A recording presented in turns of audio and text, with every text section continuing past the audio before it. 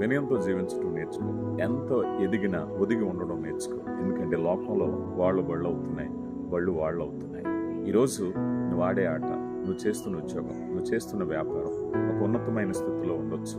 ఎందుకంటే ఒకటి గుర్తుపెట్టుకో, లోకంలో ఏది కూడా శాశ్వతం కాదు. అకస్మాత్తుగా పరిస్థితులు మార్పు అనేది జరగటానికి సిద్ధంగా ఉంటాయి.